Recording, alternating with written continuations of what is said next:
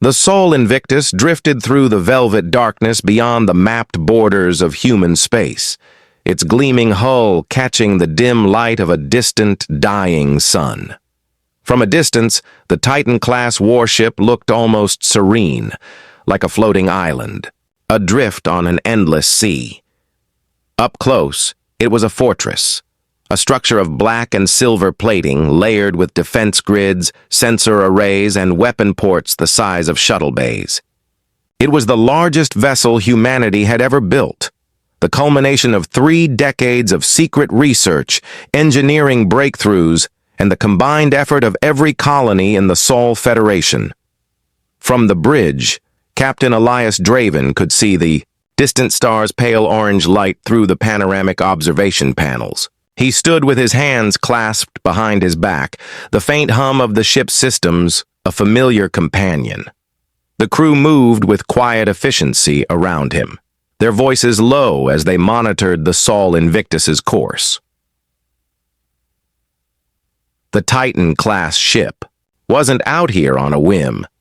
Its mission was to patrol the frontier, chart unclaimed space, and establish a presence where humanity had never gone before. The colonies had prospered in the last few decades, their ships pushing into deeper sectors, but no one truly knew what waited beyond the far edges of their maps. To many back on Earth, the galaxy seemed vast and empty, silent except for the hum of their own transmissions. Draven didn't believe it. He had seen too many unexplained anomalies in deep space. He had read the classified reports from mining, crews who claimed to have spotted impossible shapes drifting between the stars. He knew the galaxy wasn't empty. It was only patient. The Sol Invictus was built to be more than a patrol vessel. It was a statement. At nearly 3 kilometers long and armed with advanced rail cannons, missile platforms, and prototype energy shields, it was both a guardian and a declaration to anyone who might be listening. Humanity was ready to stand on the galactic stage. Draven's gaze shifted to the main display, where a 3-dimensional map of the surrounding space rotated slowly. No contacts, no anomalies, just a scattering of asteroids and the faint traces of cosmic dust. It had been weeks since their last stop at an outpost. The mission logs were routine, almost boring, though the crew didn't seem to mind. Many saw this posting as an honor. The Sol Invictus was the pride of the fleet, and serving aboard it meant being part of something history would remember. From the navigation pit below the captain's dais, Lieutenant Mara Vance looked up from her console. "Captain, sensors are clear. No traffic or transmissions within range." Draven gave a short nod. "Maintain course. Keep long-range scans running." Vance returned to her work, but a trace of anticipation lingered in her voice. She, like many of the crew, had hoped for something more out here, some sign that humanity wasn't alone. A low chime from the ship's AI core broke the stillness. Sol Invictus's artificial intelligence, named Helios, rarely interrupted without reason. "Captain," the AI's voice said, calm yet carrying an undertone that hinted at urgency. "I am detecting a distortion in local space approximately 1.8 million kilometers off our starboard bow." The bridge went silent. Draven stepped forward. "Details. Gravitational readings are fluctuating in a pattern inconsistent with known celestial bodies," Helios replied. "No mass signatures on record match the anomaly. The disturbance appears to be mobile." Draven's brow furrowed. Space was full of strange phenomena, but mobility meant intention, or something with enough energy to move against gravity itself. "Bring it up on the main display." The holomap shifted, zooming toward a point of darkness that seemed to warp the surrounding starlight. At first, it was nothing more than a shimmer, as if someone had smeared oil across the fabric of space. Then slowly, something began to emerge. It was vast, larger than any human-built craft, its shape unclear at first, as if it were phasing in from somewhere else entirely. Smooth arcs of luminous material curved around its surface, intersected by threads of light that pulsed like veins. The colors shifted slowly, impossible to describe, somewhere between silver and blue, but with a depth that seemed to draw the eye inward. A ripple of unease moved through the bridge crew. No one spoke. They simply watched as the object solidified, revealing a design so alien it made even the Sol Invictus look crude by comparison. Helios broke the silence. Object is of artificial origin, no record in Federation archives. Attempting to establish communication. Draven's heart pounded, but his voice stayed steady. Do it! Across the ship, signal arrays aligned, broadcasting humanity's standard first contact greeting on every frequency they had. For a few moments, nothing happened. Then the alien vessel's surface shifted, light running along its arcs like water over glass. The Sol Invictus's comms officer looked up, eyes wide. Captain, it's transmitting something back. The first meeting had begun. The alien transmission reached the Sol Invictus not as sound, not even as a standard data packet, but as a shimmering wave across the ship's sensor feeds. Monitors flickered with cascading patterns of light, symbols that shifted too quickly to comprehend. The crew exchanged uneasy glances as the bridge filled with the quiet hum of decoding algorithms. At the center of the bridge, the main display shimmered, and Helios's calm voice announced, "Receiving a structured signal. Pattern complexity exceeds known linguistic models. Estimated processing time 12 minutes. Captain Draven leaned on the console edge, eyes fixed on the undulating forms of the alien craft outside. It hung in space without visible propulsion, its arcs of light drifting slowly along its hull as though alive. "Keep it on screen," he ordered. "Let's see what we can make of it." The minutes dragged on. Each shift in the alien light pattern seemed almost deliberate. Measured pulses of silver, gold, and pale blue weaving in complex sequences.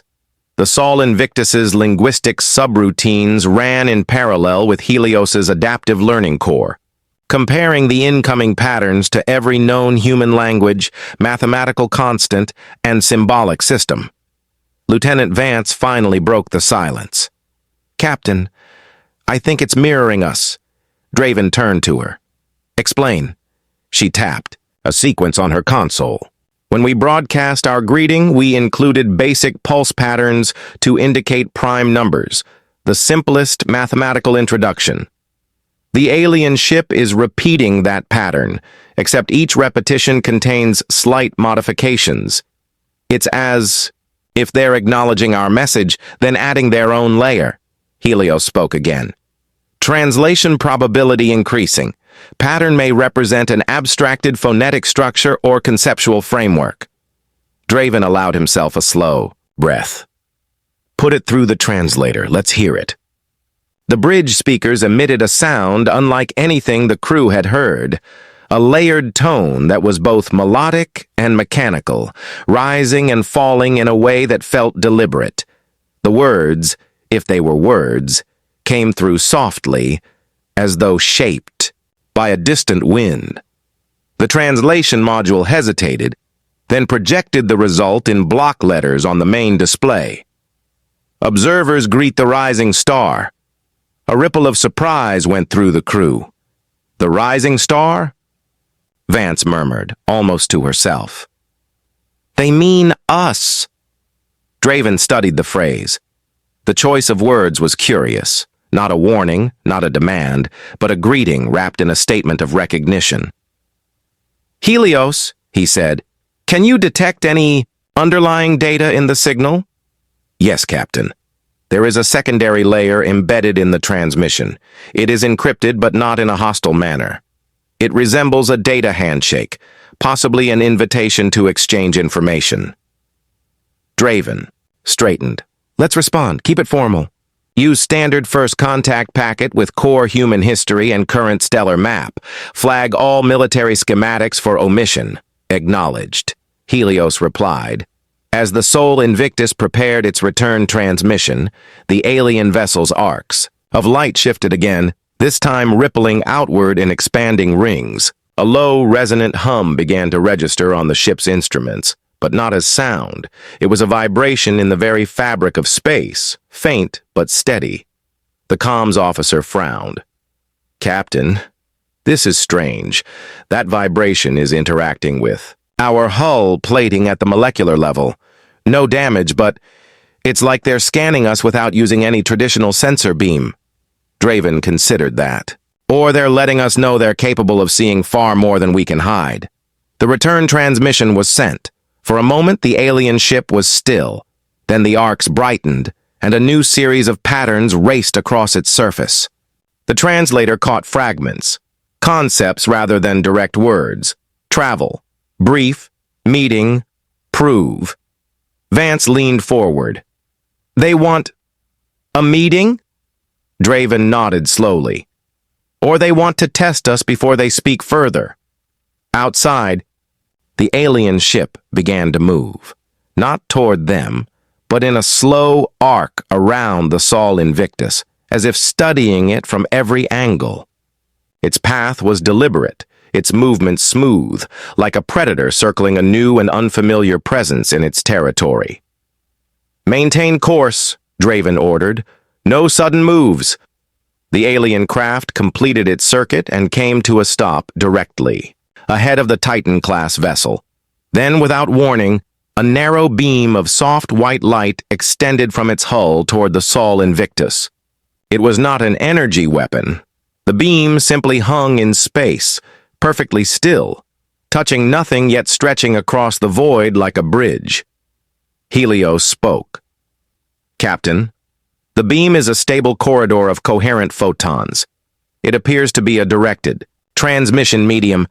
I am detecting a localized gravitational alignment along its length, enough to permit matter transfer. A boarding link, Draven said quietly. Vance turned toward him. They're inviting us aboard. The bridge was silent. Every crew member understood the weight of that moment. First contact had come not with a transmission, not with a cautious exchange of data, but with an invitation to step directly into the unknown. Draven's gaze lingered on the alien vessel, its strange arcs of light shimmering against the black backdrop of space. He knew that whatever happened next would shape humanity's place in the galaxy for generations. Helm, he said, voice steady. Hold position. We're going to answer their invitation. The boarding link shimmered like a narrow ribbon of sunlight frozen in the void. It stretched between the Sol Invictus and the alien vessel, unwavering despite the absence of physical structure. Every instrument confirmed it was stable, though. The science team admitted in hushed tones that they didn't fully understand how it was possible. On the bridge, Captain Draven weighed the risks. Humanity's first contact protocol recommended beginning with unmanned probes, cautious transmissions, and gradual exchanges. But this was no ordinary situation. The alien ship hadn't fired a shot. It had scanned them, openly, almost politely, and now offered something far more direct. A refusal might close the door to whatever opportunity this was. He opened the ship-wide channel. Attention, all personnel. We have received an invitation to board the alien vessel. A first contact team will be assembled immediately. This will be a diplomatic engagement, non-combat, though full precautionary measures will be in place. This moment may define humanity's future in the stars. Let's show them who we are. Within minutes, the boarding team was ready in the forward. Docking bay, 6 members, each an expert in their field. Lieutenant Mara Vance for navigation and communications, Dr. Kieran Holt, xenobiology, Chief Engineer Sarah Maddox for technical systems, 2 security officers for safety, and Captain Draven himself, to lead. Their suits were equipped with atmospheric sealing, translation systems, and biometric monitors. The docking bay doors opened, revealing the shimmering bridge of light. From this vantage point, it seemed to hum faintly. Not an audible sound, but a vibration the team felt through their boots. The airlock cycled open, and Helios's voice sounded in Draven's earpiece. Environmental readings indicate the corridor maintains a stable atmosphere. Composition is breathable with minor variance in trace gases. Gravity is artificially balanced to match our own. Draven took the first step onto the beam. To his surprise, it felt solid underfoot, as though walking on a floor of polished glass. The glow didn't blind them. Instead, it seemed to wrap them in gentle light, casting their shadows faintly forward.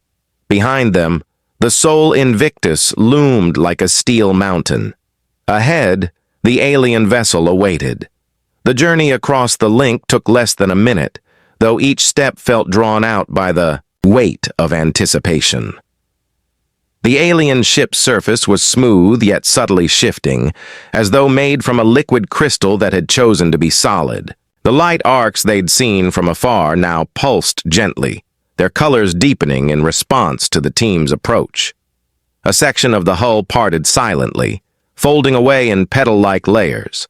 A soft radiance spilled from within, revealing a corridor that curved upward in a graceful arc. The floor was a smooth, translucent material that seemed to ripple faintly beneath their boots. No doors, no visible machinery. Only seamless architecture that suggested incredible control over matter itself. Inside, the air was cool and faintly sweet, carrying a scent none of them could place. It was not chemical or metallic, but something clean and almost alive. The walls themselves seemed to breathe, light flowing through them in subtle pulses. Dr. Holt's voice came over the comms tinged with awe. If I didn't know better, I'd say parts of this structure are organic. They moved forward in silence, following the gentle curve until the corridor opened into a vast chamber. It was not a throne room nor a council hall, but something stranger, a space with no visible chairs or furniture, only wide, smooth platforms rising at varying heights. Columns of light descended from the ceiling in slow, spiraling patterns. From these spirals, shapes began to form. At first, they were only silhouettes, tall and graceful, but as the light condensed, details emerged. The beings stood nearly twice, as tall as a human, their bodies translucent and filled with flowing currents of soft color, like clouds drifting inside glass. No eyes, no mouths, yet there was an undeniable sense that they were watching. The tallest figure stepped forward, its form shifting subtly with each movement. When it spoke, it was not through sound but directly into their minds, clear, measured, and resonant. "Welcome, children of Sol. I am Orisol. We have waited to meet you." Draven kept his stance calm, though the moment's gravity pressed against him. "I am Captain Elias Draven of the Sol Invictus. We come in peace, seeking knowledge and friendship." The colors within Orisol's form shifted toward a brighter hue, almost like sunlight through water. "We have observed your rise. So fast, so unbound." The others doubted. We did not. Draven caught the phrasing. "The others?" Orisol's form shimmered, the colors darkening for a moment before brightening again. "The galaxy is not empty, Captain Draven. It is watching, and now it will take notice." The words hung in their minds, filled with promise and a quiet warning. The chamber seemed to grow quieter after Orisol's last words, though no actual sound had been present to begin with. The members of the boarding party stood still, each feeling the subtle weight of the alien's gaze, if it could be called a gaze, pressing into them. Captain Draven kept his focus steady, knowing that first impressions mattered in a moment like this. "What does the galaxy want from us?" Draven asked, his voice low but clear. Orisol's colors shifted in slow, Deliberate pulses, shades of silver giving way to deep blue. The galaxy has patterns, Captain. New voices join slowly, shaped over millennia. Your kind has moved too quickly, too far. Some believe this means you are reckless. Others, that you are dangerous. Lieutenant Vance stepped forward slightly. And what do you believe? The alien's form brightened, the flowing light within it momentarily quickening. We believe you are different, and different is important. But it must be tested. The word tested resonated in their minds, like the echo of a drum. Draven's instinct was to ask what form the test would take, but he waited. In negotiations, human or otherwise, sometimes silence could be as powerful as any question. Orcsal moved closer, the translucent surface of its form catching the light from the spiraling columns above. We have chosen a trial for your kind, not of weapons, not of destruction. A trial of resolve. Chief Engineer Maddox's voice came over the team channel, private to the humans. Resolve? That could mean anything. Draven spoke again, keeping his tone neutral. What does this trial involve? In response, the chamber's floor shifted beneath their feet, not violently, but smoothly, as though the entire structure were turning. The spiral columns of light twisted, and the walls dissolved into a panoramic view of space. The Sol Invictus appeared far below, its dark hull illuminated by the light bridge still connecting the two ships. Beyond it, a star system flickered into clarity. One of its planets, a pale orb of silver and blue, was surrounded by a faint halo of dust. There is a settlement here, Orcsal said. It does not belong to us. It is not aligned to any power, but it will soon be lost. Draven's eyes narrowed. Lost how? The view magnified, showing streams of charged particles racing toward the planet, remnants of a dying star's unstable corona. The cosmic storm would engulf the settlement in hours. Orcsal's voice was steady. The storm's path is predictable. Its power is absolute. The people there cannot escape on their own. We cannot intervene. It is not our way. But you may. Dr. Holt frowned. You're asking us to mount a rescue? We are offering you the chance to act, Orcsal corrected gently. No battle, no challenge of force, only a choice. You may leave, and our meeting will end here, or you may attempt the rescue, and we will see what you truly are. The choice was clear, though Draven felt the trap hidden beneath its surface. This was more than a simple humanitarian mission. It was an observation, a way for the Lithan to measure human decision-making under extreme conditions. Succeed, and humanity would prove itself capable. Fail, and the story told to the rest of the galaxy would be very different. We'll need access to navigational data for the storm, Draven said. Orcsal inclined its head slightly, though the motion was fluid and alien. It will be provided. Your time is short, Captain. Without further explanation, the alien chamber faded, replaced by the smooth corridor they had entered through. The boarding link pulsed brighter, indicating the way back to the Sol Invictus. Orcsal's final words followed them, not through the air, but directly into their minds. Every species can build ships. Few can build trust. The return walk across the light bridge was silent. Draven's thoughts moved faster than his steps. The Lithan had made no threats, issued no ultimatums, only set a challenge that appealed to the very heart of human nature. It was both a test and a message to whatever unseen audience might be watching. Back aboard the Sol Invictus, the bridge crew awaited them. Report, the comms officer asked. We have a mission, Draven replied simply, moving to the captain's chair. Set course for the coordinates provided by the Lithan. Prepare the ship for high-speed transit into an active stellar storm. Engineering, start adjusting shield harmonics for heavy particle bombardment. Helios's voice joined in. Captain? The probability of successful extraction without hull damage is low, but not impossible. A faint smile touched Draven's face. Then it's worth trying. The Sol Invictus turned in space, the stars shifting in its forward view. Somewhere ahead, a settlement clung to life beneath a sky about to turn lethal. Humanity's trial had begun. The Sol Invictus surged forward, her engines burning with a deep, steady rumble that could be felt in every corridor. On the bridge, the star field ahead warped as they accelerated, the dying sun of the target system growing brighter in the forward display. The Lithin's coordinates had brought them into the edge of a region where space was alive with shifting energy. The first readings from the storm came in moments before they breached the outer edge. Helios spoke with a measured calm, though the numbers he gave were anything but comforting. Radiation output is at 5 times standard lethal levels. Charged particle density is increasing, predicting gravitational shear pockets in irregular intervals. Shields to maximum, Draven ordered. Navigation, plot a course that keeps us clear of the densest clusters. Engineering, feed extra power to the deflectors.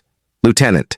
Vance's hands moved over the controls, her eyes flicking between navigational plots and real-time particle flows. The currents are shifting too fast for predictive models to hold more than 30 seconds, Captain. We'll have to fly this manually. Then fly it manually, Draven replied without hesitation. The storm engulfed them like a living thing. Waves of plasma swept past, lighting the hull in wild flashes of blue and gold. The shields flared under the onslaught, rippling with energy that seemed almost liquid in the vacuum. Inside, the ship trembled under the combined assault of gravity surges and particle impacts, each jolt a reminder of how close the line between bravery and recklessness could be. From her station, Chief Engineer Maddox called out updates. Shield, harmonics holding at 92%. No breach yet, but if particle density spikes any higher, we'll start seeing molecular erosion on the forward plating. Noted, Draven said. Helios, status of the settlement? The main display shifted to show the planet, now looming large ahead of them. A faint haze wrapped the upper atmosphere, ionization from the incoming storm. Scattered across the surface, clusters of metallic structures glinted weakly. Helios's voice followed. The settlement consists of 12 primary domes and 20 auxiliary outbuildings. Current evacuation capability, 0. Communication systems are offline. Estimated survival time without intervention, less than 1 hour. Vance tightened her grip on the controls. We're going in. The ship dove toward the planet, weaving between bursts of charged particles that glowed like drifting embers in the void. Draven could see the storm intensifying above the upper atmosphere, great ribbons of plasma being pulled into spiraling arcs by the dying star's magnetic field. Maddox, we'll need the cargo bays prepped for rapid intake. Configure them for atmospheric docking, Draven ordered. On it, Maddox replied. We'll have to vent each bay between loads to keep contamination down. That'll cost us precious minutes. We'll make them count, Draven said. As they descended, turbulence struck like invisible waves, tossing the Titan-class vessel in ways no designer had ever intended. Vance fought the controls, coaxing the ship to cut through the maelstrom, instead of resisting it. Where the Lithin might have relied on perfect computational stability, humans relied on instinct, on feeling the movement in their bones and adjusting before the numbers caught up. Breaking through the clouds, the settlement came into view, shining domes battered by wind and streaks of ionized rain. Power was failing in several structures, and emergency lights flickered like distant beacons. Helios, open every channel we've got, Draven ordered. Broadcast in plain voice and visuals. Let them see us. Within seconds, their signal cut through the atmospheric interference. Static-laced voices came back, desperate but alive. Unknown vessel, whoever you are, we're in full systems failure. We can't... The message dissolved into static, but it was enough. Helm, bring us in, Draven said. We'll take the first load directly from the primary dome. The Sol Invictus hovered above the largest structure, lowering a docking ramp and extending magnetic clamps to lock into place despite the storm's fury. Inside the cargo bays, crew members moved like clockwork, guiding civilians aboard, small groups at a time, each one soaked, shivering, but alive. Wave after wave, the rescue continued. Between each cycle, the Sol Invictus would pull clear to vent the cargo bays of contaminated air before diving back down through the chaos. Every run was harder. The storm thickened, lightning streaking across the sky in jagged webs, and gravitational shears tugged at the massive vessel like invisible hands. On the fourth run, a surge slammed into them, knocking out one of the forward shield generators. Sparks flew across the bridge as warning lights flared. Maddox's voice came sharp over the comms. "We've lost field integrity on Section 5. I can reroute, but you're going to have to give me time." Draven didn't hesitate. "Do it. Vance, keep us moving. We're not done yet." By the time the last civilians were aboard, the storm had reached its peak. Plasma ribbons struck. The shields with a soundless violence, and the ship's outer plating glowed faintly from heat. But the Sol Invictus pulled free of the atmosphere, engines straining as they broke through the upper turbulence. When the planet fell away behind them, the storm still raged, but the people aboard the Titan-class vessel were safe. Humanity's trial wasn't over, but they had survived the first part. The Sol Invictus emerged from the storm's outer edge, battered but intact, its hull streaked with the faint scoring of plasma impacts. Inside the massive cargo bays, hundreds of rescued civilians huddled in clusters, wrapped in emergency thermal blankets while medics moved swiftly among them. The low thrum of the engines filled the air, steady and reassuring after the chaos of the rescue. On the bridge, Captain Draven stood at the forward display, watching the dying star shrink in the distance. Beside him, Lieutenant Vance worked through a constant stream of sensor data, making sure the storm didn't shift its reach toward their escape vector. Chief Engineer Maddox, patched in from engineering, gave her report. "Shield matrix is stable. Now that we've rerouted power, we'll need to replace at least 2 generator cores, but they held together long enough to get us through. That's more than I can say for the forward sensor array. It's fried clean." Draven allowed himself a thin smile. "We'll add that to the repair list. Right now, I'm just glad the ship's still in one piece." Helios's voice joined the conversation, calm but carrying an undercurrent of curiosity. "Captain, the Lethan vessel is approaching at low relative velocity. Its transmission pattern indicates they wish to open a direct channel." "Put them through," Draven said. The main display shifted, revealing Orisol's towering, translucent form. The flowing currents within its body were brighter than before, the colors moving with a slow, deliberate grace. "The trial is complete. You succeeded." Draven nodded. "We don't leave people behind. It's as simple as that." Orisol's form tilted slightly, as though studying him more closely. "It is not simple. Others would have calculated the risks, the potential loss of their vessel, and chosen to withdraw. You did not. You adapted in ways even our simulations could not predict." Maddox, still patched in from engineering, muttered under her breath. "Guess that's human stubbornness for you." Orisol's colors pulsed faintly, almost in amusement. "Stubbornness? Yes. But also a refusal to accept inevitability. You altered your shield's resonant frequency mid-flight, a maneuver that risks collapse if miscalculated. You shifted navigation control from automated systems to a manual pilot under extreme conditions. These actions are not common among the galaxy's older civilizations." Vance glanced at Draven with a raised eyebrow. "Sounds like they've been doing their homework on us already." Draven addressed Orisol directly. "You called us unbound before. Is that what you mean? That we don't follow the same rules?" "You do not follow the same patterns," Orisol replied. "Most species, after reaching the stars, grow predictable. They find comfort in control. You improvise. Sometimes recklessly, often brilliantly. The galaxy will take notice of this. It already has. The words settled on the bridge like a quiet weight. Draven caught the subtle implication. This wasn't just the Lithans speaking for themselves. Someone, somewhere else, had already heard of what had happened. "What exactly do you mean by the galaxy will take notice?" Draven asked. Orisol's form dimmed slightly. "There are others who watch the young races. Some will see your actions today as admirable. Others will see them as dangerous. All will remember them.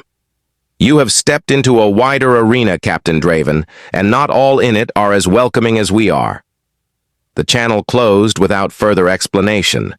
For a moment, the bridge was silent. Then Maddox's voice crackled over the comm again. "Captain, I'm no diplomat, but that sounded a lot like a polite way of saying we just painted a target on our backs." Draven turned toward the forward view. In the distance, the Lithan vessel was already beginning to drift away, its arcs of light dimming as if it were folding back into the darkness between stars. "Maybe," Draven said quietly. "Or maybe it's an invitation." In the hours that followed, the rescued civilians were transferred to a secure transport vessel, dispatched from a nearby neutral colony. Crew members moved between duties with a sense of quiet pride.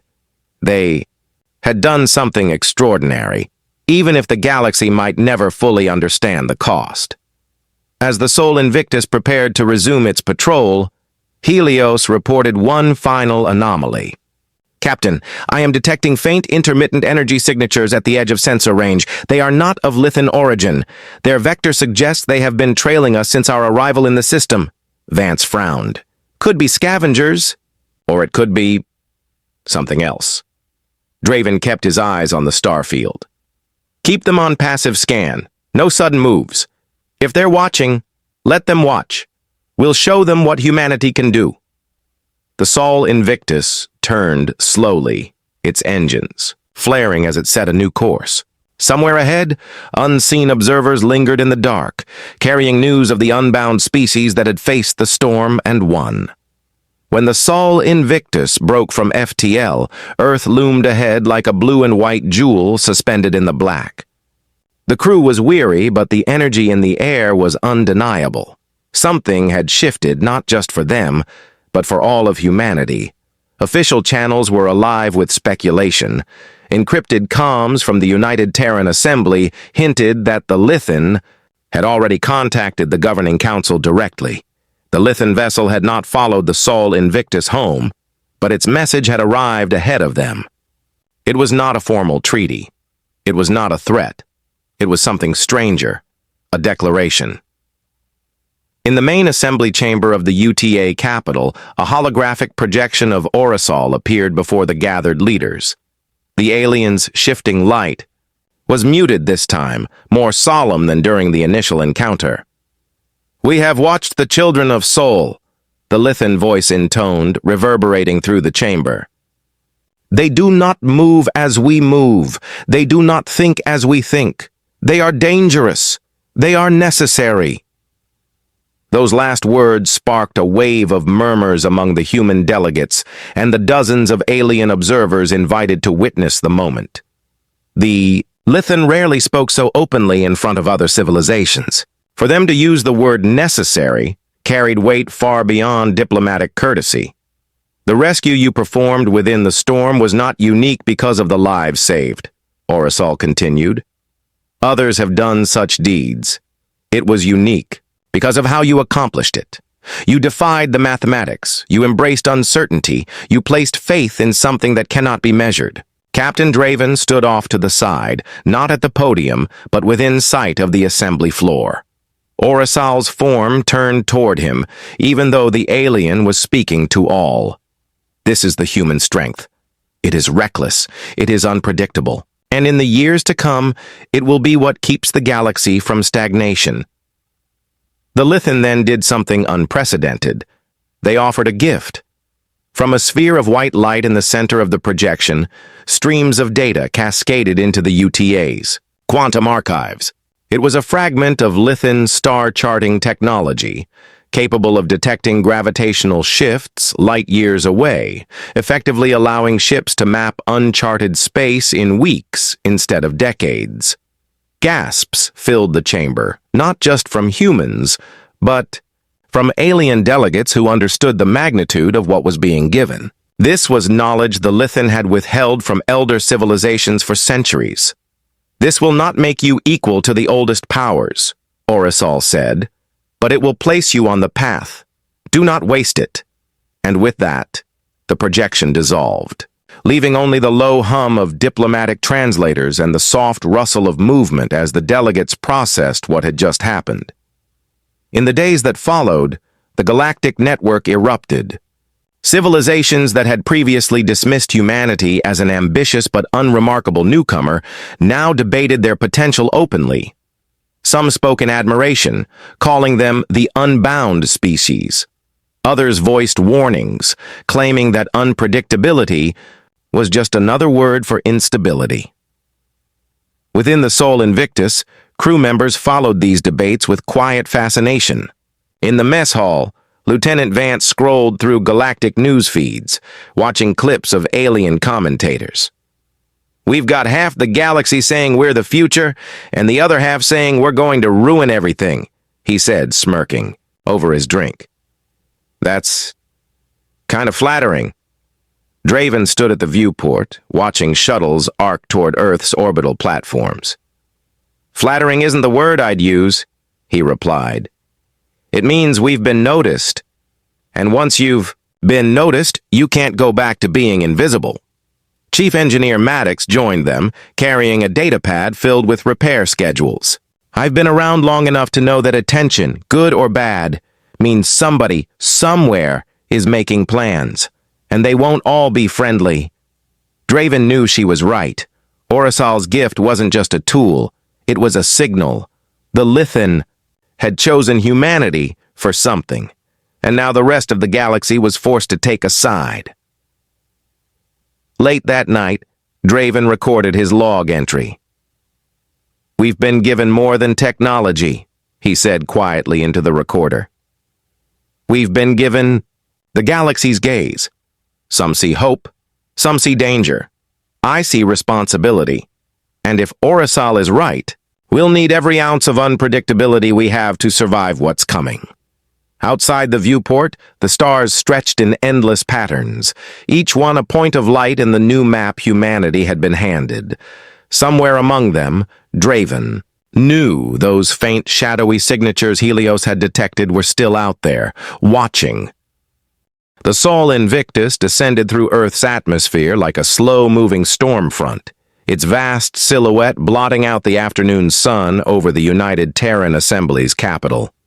Crowds gathered in city squares, on rooftops, and in fields, far from urban lights, watching as the first Titan-class warship to make contact with an alien civilization returned home. Inside the ship, Captain Elias Draven felt the subtle shiver of deceleration as the vessel transitioned to atmospheric flight. He'd been through debriefings before, countless ones, but none with the weight of this. The Lithan's gift wasn't just advanced technology, it was an invitation, an acknowledgement, and perhaps most dangerously, a challenge. When the docking clamps finally locked into place, the crew disembarked into a reception hall filled with diplomats, scientists, journalists, and a scattering of alien envoys. Holo cameras floated in the air like curious birds, capturing every handshake, every smile, every flash of uncertainty. Draven stepped forward, flanked by Chief Engineer Maddox and Lieutenant Vance, as the UTA's chairwoman, Mara Leving, addressed the gathering. "Today," she began, "we welcome home the crew of the Sol Invictus. They left Earth representing humanity's determination to explore. They return having shown that our place among the stars will be earned not only with our machines, but with our courage, our ingenuity, and our heart." The hall erupted into applause, but Draven's gaze wandered upward to the massive viewport, where the curve of Earth shone in pale blue against the black. For all the celebration in the room, he couldn't ignore the sense that their journey had only just begun. Over the next several days, the Lithan star mapping technology was integrated into Terran deep space probes. Test results were staggering. Whole swaths of space previously thought unreachable now appeared within navigational grasp. Entire clusters of unknown systems were revealed, some showing faint traces of artificial construction. The discovery sparked a new surge of debate within the assembly. Should humanity rush forward and explore, or should they proceed cautiously, aware that not every door in the galaxy should be opened? Draven found himself summoned to multiple strategy sessions, often as the lone military presence among scientists and politicians. "You've seen more of the Lithan than any of us," one delegate told him during a closed meeting. "What do you think they really want?" He hesitated before answering. "They want us to change the game. And I think they believe we already have." While Earth celebrated, other civilizations began making contact. Some were cautious, requests for information exchanges, cultural programs, and trade negotiations. Others were less subtle, sending warships into nearby sectors under the guise of patrols, their sensor arrays aimed directly at human vessels. The galaxy was shifting around them, and every species wanted to know whether humanity would tip the balance toward unity or chaos. In the quiet of the Sol Invictus's observation deck, Draven recorded what he knew would be his final mission, log for this voyage. "We were tested," he said, his voice steady but reflective. "Not for our strength, but for our nature. The Lithan believe unpredictability will save the galaxy from stagnation. I don't know if they're right, but I do know this. The moment we forget what made us unpredictable, our willingness to take the leap even when the odds say no, we'll stop being worth noticing." He paused, looking out at the stars beyond Earth's atmosphere. "We've been given a map, but the map isn't the territory. Somewhere out there, others are watching. Some will want to meet us, others will want to stop us. Either way, we're going." The log closed with a soft tone, and Draven remained at the viewport for a moment longer, committing the sight of his homeworld to memory. Days later, as the Sol Invictus prepared for her next departure, new orders came through, coordinates to a system just beyond the edge of any recorded chart. It wasn't marked on the Lithan's data. Someone else had sent it. The sender was unknown.